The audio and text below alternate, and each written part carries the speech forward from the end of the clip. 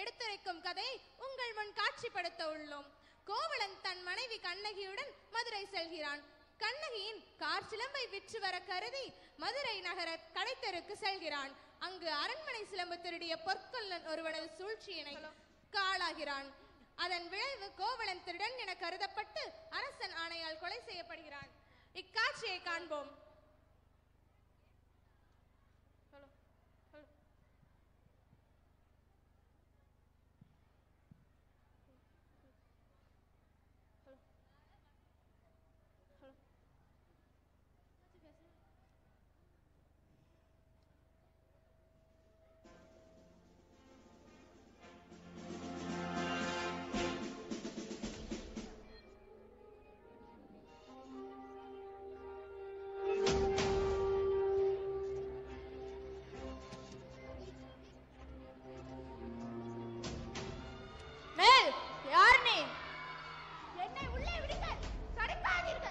மன்னரின் முன் அனுமதியின்றி யாரையும் உள்ள அனுமதிக்க முடியாது. அப்படியா? நீதி தவறிய கொடுங்கோல் மன்னனே, வாயின் காவலனே, நீயும் உன் மன்னனை போலத்தானே இருப்பாய். சரி, உன் மன்னனிடம் போய் சொல், கணவனை இருந்த பெண்ணொருத்தி கையில் தனி சிலம்புடன் உன் மன்னனை காண வந்திருக்கிறாள் என்று.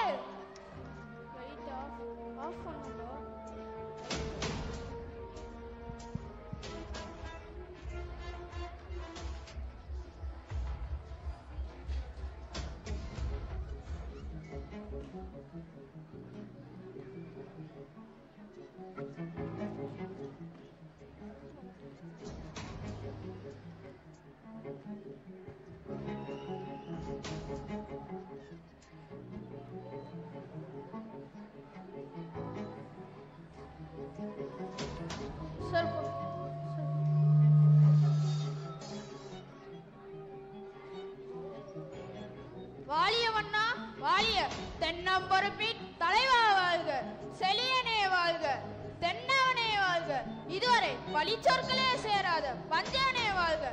தங்களிடம் கூறுவதற்கு செய்தி ஒன்று உள்ளது வேந்தே. செய்தியா?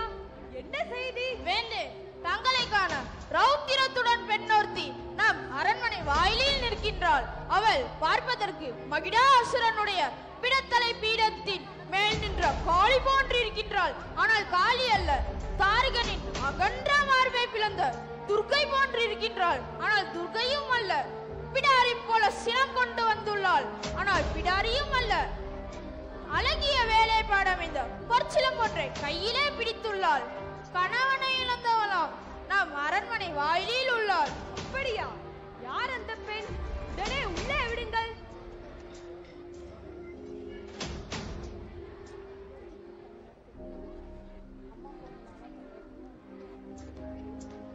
பெண்ணே, நீர் ஒழுகும் கண்களை உடையவளாய் என் முன் நிற்கும் நீ யார்? ஏரா மன்னா, செப்புவது உடைய எல்லர் சிறப்பின் இமைவர் வியக்க புல்லர் பூங்கன் தீர்த்தான் நன்றியும் வாயிற் கடைமணி உடனீர் நெஞ்சு சுடர் தான் தன் அரும் பெரும் புதல்வனை ஆளியில் மடித்தான் பெரும் பெயர் புகார் என்பதையே.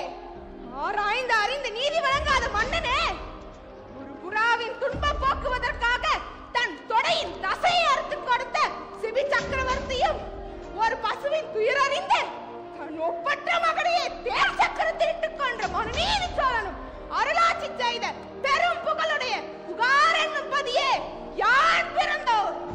சோழ சாம்ராஜ்யத்திற்கே பெரும் பொருள் கொடுக்கும் பெரும் வணிகன் மாசாத்துவானின் மருமகள். முத்து விளைகின்ற 3 கடல் சொன்ன தென்னகத்தில் மூவரசு கொட்டி முக்கோடிகளின் நிழலில் முத்தமிழை காக்கும் மூவேந்தர் பரம்பரையின் பெருமைதனை மூலியாக்க முடியேற்ற மன்னவனே, உன் கொடுங்கோல் அளித்த அவசர தீர்ப்புக்கு ஆளாகி கொலையுண்ட கோவலனின் மனைவி கண்ணகியார் என்பதை அறிந்திடுக அரசே, அறிந்திடுக. கோவலனா? சிலம்பு திருடிய கல்வன் மன்னா. ஓ, கோவலன் மனைவியா? சிலம்பு திருடிய கல்வனின் மனைவியா? போதும் போதும், யாகாவராயினும் நாகாக்க மன்னா, நாகாக்க. நீதி இலக்கணம் கற்கால் நெடுஞ்செழிய பாண்டியனே, உமது நாட்டில் எதற்கு பெயர் நீதி? நல்லான் வகுத்ததா நீதி? இல்லை இல்லை, அல்லான் வகுத்ததே நீதி. கொற்ற கதிரவனே, எண்ணிப்பார். பொது மண்டபத்தில் விசாரிக்க வேண்டிய வழக்கு கோயில் மண்டபத்திலேயே முடிவானே. சிந்தியுங்கள், நன்றாக சிந்தியுங்கள். குற்றம் சாட்டப்பட்டவரின் மறுப்புகளுக்கு மதிப்பு தராமல் வாளியின் வேலை அவ்வளவு அவசரமாக நடைபெறுவானேன்? இதற்கு பேரா நீதி? இதற்கு பேரா நியாயம்? இதற்கு பேரா தர்மம்? இதற்கு பேரா அரசு? உனக்கு பேரா அரங்காக்கும் அரசன்? இல்லை, இல்லை. ஆத்திரத்தில் உன் அறிவு கண்ணை மூடிவிடாதே கண்ணகி. கள்வனை கொலை செய்தல் கொடுங்கோல் என்று, அதுவே அரச நீதி. வள்ளுவர் வாக்கும் அதுவே. உன் கணவன் கையில் இருந்தது கோப்பெருந்தேவியின் சிலம்பு. அது கோப்பெருந்தேவியின் சிலம்பு என்று கோவலனின் தேவியாம் கண்ணகியின் சிலம்பு. நம்ப முடியாது என்னால். நீ யார் நம்புவதற்கு? உன்னை யார் நம்ப சொன்னார்கள்? உன் மீது வழக்குரைக்க வந்தவள் தான். குற்றவாளி நீ. என்ன? நான் குற்றவாளியா? ஆம், நீ குற்றவாளி. அதனால் தீர்ப்பு வழங்கும் உரிமை உன் கையில் இல்லை. இதோ இங்கிருக்கிறார்களே மேன்மை மிக்க சான்றார்கள். இவர்கள் கூறட்டும் நல்ல தீர்ப்பை. உன் குற்றச்சாட்டுக்கு என்ன ஆதாரம்? ஆதாரம் ஆதாரம் வேண்டுமா? இதோ என் கையில் இருக்கும் இந்த சிலம்பு. இதற்கு இணையான மற்றொரு சிலம்பை தான் என் மணவாளன் நிற்க வந்தார். பாவிகள் அவரை காற்று அழித்து விட்டனர். அப்படியானால் தேவி அணிந்திருக்கும் சிலம்பு அதில் ஒன்று என்னுடையது. அதற்கு அடையாளம்? அடையாளம் வேண்டுமா? 1000 கேள்விகள் என்னை கேட்டு உன்னை குற்றமற்றவனாக்கிக் கொள்ள துடிக்கிறாயே. இப்படி ஒரு கேள்வி என் மணாளனை கேட்டிருந்தால் நீதி வலுவான் நெடுஞ்செழியன் என்ற பெயர் உனக்கு நிலைத்திருக்குமே. என் மணவாளனின் உயிர் தங்கி இருக்குமே. அது உன்னோடதான் என்பதை நிரூபித்து காட்ட முடியுமா? மன்னா, உன் மனைவியின் பழைய சிலம்பில் உள்ள பரல்கள் முத்துக்களா மாணிக்கங்களா? முத்துக்கள், அதுவும் கொற்கை முத்துக்கள்.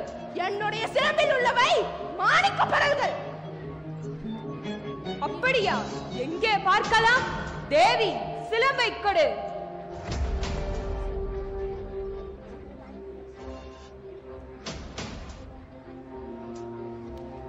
பார்த்தாயா முத்துப்பரல்களை? அடுத்த சிலம்பு, அதையும் உடையுங்கள்.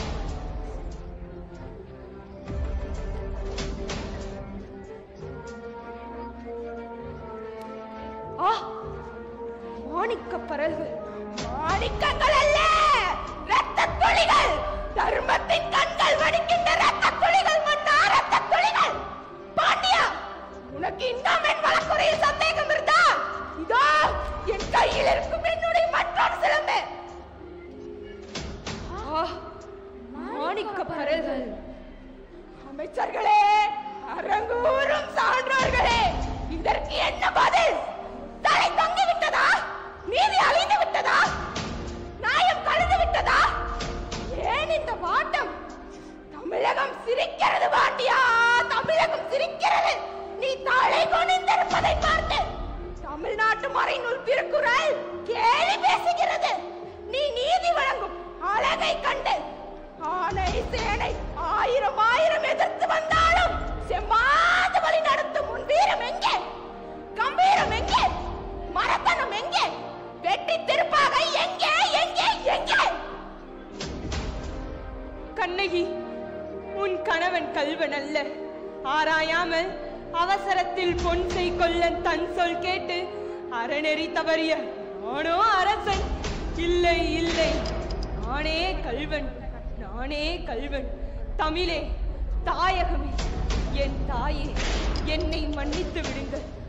அறம் தவறாது குடிமக்களை காக்கும் என் ஆட்சி இன்று பிழை செய்தது. அழிந்த நீதியை உயிர்ப்பிக்க தன்னுயிர் ஈந்தான் இந்த நெடுஞ்செழியன் என்ற புகழே என்னை சேர. நீதி என்னால் அழிந்தது என்ற பழி இன்று முதல் என்னை விட்டு நீங்கட்டும், நீங்கட்டும். அரசே, அரசே, அரசே, அரசே, ஐயோ, ஐயோ, அரசே, அரசே, நீதி தவறியதால் வளைந்த செங்கோலை சாய்ந்த வெங்கொற்று சிறுகுழி